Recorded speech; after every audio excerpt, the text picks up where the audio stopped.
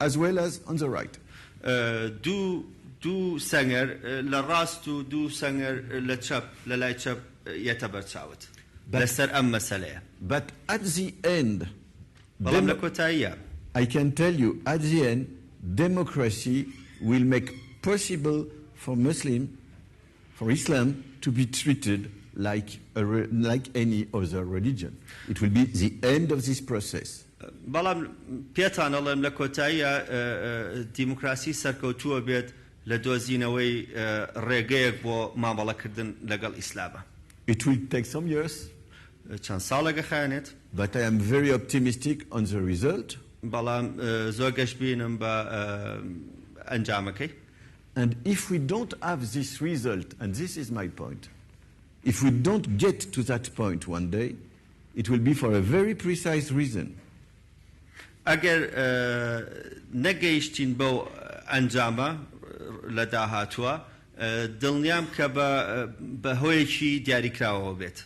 It will be because we are having an authoritarian regime, a no anymore democratic regime, which is something that could happen one day. كلو حالتيش بهوي أويا كسيستميكي ترانسفورم بينيا لفرنسا سيستميكي سركوتكار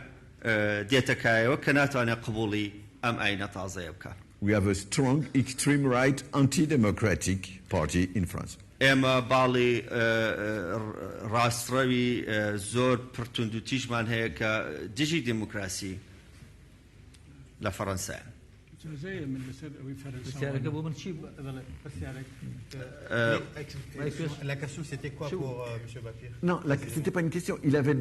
dit est-ce qu'on peut parler d'une démocratie alors qu'on ne laisse pas l'islam exister normalement? Mais c'était quoi ta réponse? Ma réponse c'est progressivement l'islam s'intégrera dans la démocratie.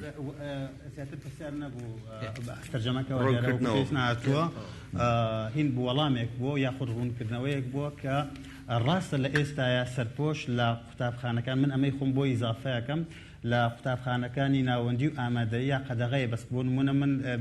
لزانكو ل 450 خوانكاري من 25 خوانكاري كتم محجبا هیچ گرفتكانيه بحجاب ودين بوزانكو درسان بيلمو لطلبه هر نمونه كانوا باشه كانشن بس حجاب تنها لا اماديه ولا ناوندي قدغه جاب والله ما كي او لا استايا كومالك هذه راست هن لفرنسا كزور بتوندي اسلاموفوب نجاتي اسلام كان ولا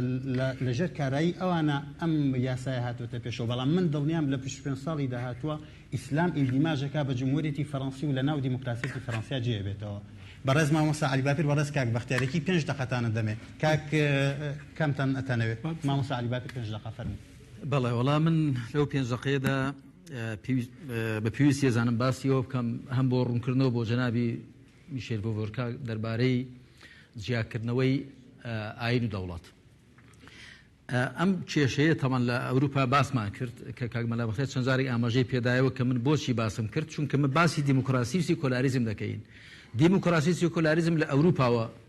هاتوون ئێمە دەبێت باسی مێژووی ئێوە بکەم ئەو سیکۆلاریزمە چۆن پەیدا بوو ئەو دیموکراسیەتە چۆن پیادەکرا و بەراوردی هەرێمی کوردستان بکەین ئێمە لێرە چیمان کردووە چۆنمان کردووە. دەمەوێت ئەوە ڕوونکەمەوە کە بۆ ئاینی مەسیحی کە تێکدرا شێوێنرا لە سەردەستی کڵێسا نەک ئەوە کە خوا بۆ عیسای ناردوو عەلەیهی سەڵات وسەلام جارێ مەسیح عیسا عەلەیهی سەڵات وسەلام بۆ قەناغێکی مێژووی و تەنیا بۆ هۆزێک هات بوو کە بەنی ئیسرائیل بوون. ئینی کە دەفەرمێت مصدق لما بين يدي من التوراة يعني عيسى هاتوا تەنیا بۆ بەنی ئیسرائیل کە ئاینەکەی عیسا نەتوانێت لە سەدەی 20-21دا بۆ ماوەی 13 سەدەی دەوڵەتی ئیسلامی کە بە شەریعەت بەڕێوە چووە مەسیحیەت شەریعەتێکی نەبێ بەڕێوەی بەرێ خەڵک ناچارە پەنابەرێ بۆ شتی دی. بە تایبەت دوای ئەوە کە ئیسلام هات کاتێک خوا ئیسلام دەنێرێ بۆی دەنێرێ هەموو بە شەریعەت پێ بەڕێوە بچێ وەکو لە ماوەی 13 سەدەی دەوڵەتی ئیسلامیدا بە شەریعەتی پێ بەڕێوە چوو لەگەڵ کەم و کوڕی و لادانیش کە بووە. ئەوەی کە ئیشکالە لێرەدا ئەوەیە کە وەختێک لە ئیسلامدا دین و دەوڵەت لێجا دەکرێتەوە زوڵم لە ئیسلام دەکە ئیسلام شەریعەتی هەیە. مەسیحیەت ئینجیلەکانی بخوێنە هەمووی مەواعیظ و ئامۆژگاری ڕوحی و پەیوەندی نێوان خوا و مرۆڤە بەتەنیا بەڵام باسی حەڵاڵ و حەرام باسی پەیوەندی نێوان دەوڵەتان و باسی ئەوەی کە کاک مەلا بەختیار دەڵێ باسی وأعدوا لهم ما استطعتم من قوة جاخۆ هەر قەوارێکی سیاسی فەڕەنسا ئەمریکا ئەوانەی کە حەقی ڤیتۆیان هەیە چەکی نەوەویان هەیە کاک مەلا بەختیار ئەی نابێ هێزیان هەبێ دیفاعی پێ لە خۆیان بکەن بۆ دەوڵەتی ئیسلامی کە خوا لەسەر موسڵمانان فەرزەکە هێزێک هەتان هەبێ کە دژمنانی خۆتانی پێ بترسێنن بۆی زوڵمتان لێ نەکەن خۆ شتێکی زۆر تەبیعیە جا خۆ کۆمەلگای بەشەری هەروایە تۆ ئەگەر هێزت نەبێ گەلی کورد ئەگەر هێزی نەبێ ئەگەر برا پێشبەرگەکانمان ئێستا بەرگری لەم قەوارێمان نەکەن خۆ داعش دەماخۆن کەواتە ئەوە شتێکی منطقیە مەبەستم ئەوەیە زوڵم لە مەسیحی ناکەی کە دین و دەوڵەت یەکجا دەکەیەوە بۆ کاک مەلا بەختیار ئاماژەی بە ئاەتێک کرد لە ئینجیل بەڵام صحیحەکەی ئاوایە دع ما لقیصر لقیصر وما لله لله بەڵام لە ئیسلامدا ئیسلام لەبەرەوەی مەسیحیەت هاتبوو کە کوڕەکانی جوولەکەکان ڕاستکاتەوە و بۆ قۆناغێکی مێژووی دیاریکراوە بۆ کۆمەلگایەکی دیاریکراو هاتوو بەڵام ئیسلامێک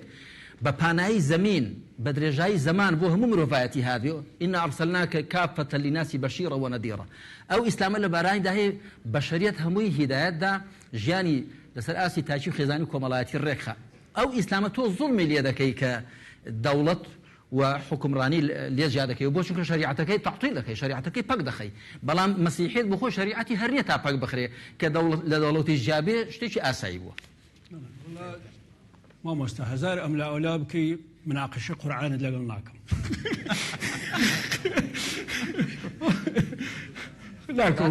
لكم مو باس لقلتها وين باس دكتور شاكري لا او انساني عقلي تسون كانساني عقلي اشتغل لي شارزاني وقسيلي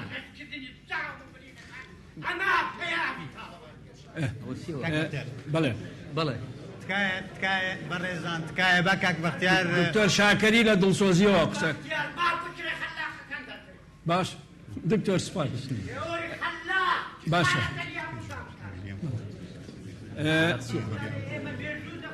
ايه اوكي كاك باختيار فرمو وكوتم اما مناقشه مع لسر ديمقراطي سكولاريزما ولسر او موضوعنا لحقيقتها صوباز زور هلاقري من تنها بوازي لي بينن دانش الدكتور شاكري دانش بس باشا دانشا بس باشا اخ دانش تيخو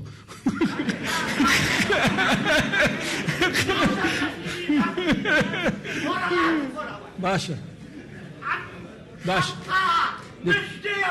دكتور شاكري پیاوێکی تێکۆشەرە زیاتر لە 40 ساڵە تێکۆشە لە پێناوی ئازادی حماسی گەرمە بۆ ئەم شتانە سپاسیەکەین ئەوەی کە من قسەم لەسەر ئەوروپا و فەرەنسا لە حقیقەتە زۆر گرنگە ئەم مەوزوع و دیموکراسی لە ئەوروپا ئەوەی کە لە فەرەنسا نقاشەیە لەسەر حجاب لە ئەڵمانیا نقاشەیە لەسەر حجاب و پێکەوە هەڵکردن لە ئەمریکا ئەم قسانە هەیە لە وڵاتانی ئیسکەندەنافیا ئەم قسانە هەیە لە ڕاستیە ئێمە لەگەڵ ئەوەین کە حجاب جگە ئەوەی دەم چاوپۆشە بە تەواوەتی هیچ دیار نییە ناتوانن ڕێگە بن بە خەڵک بچێتە ژوورەوە ئیلا بێت لە ژوورێک تحقیق بکەن ئەمە کێ ئەڕوا ناڕوا حجاب دەبێت لە ئەوروپا ئازاد بێ بەڕاستی و دیموکراسی لە ئەوروپا نەخەنە ژێر پرسیارەوە خوشکان حجابەکەن یان نایکەن ئەمە مەوزوعکە علاقی بە خوشکانەوە هەیە بەڵام لە پاڵیشە ئینسانە بێ ئەوە ببینێ بە ناوی ئیسلامەوە ئەچێ لە نەو فەرەنسا خۆی ئەتەقێنێتەوە 130 کەس ئەکوژێ و ئینجا زیاد لە 200 کەس برینارەکە ئەمە بەڕاستی دەوڵەتێکی سکولاری وەکو فەرەنسا لە ناخەوە ڕائەچەڵەکێنێ کۆمەڵ لە ناخەوە ڕائەچەڵەکێنێ ئینجا ئێستا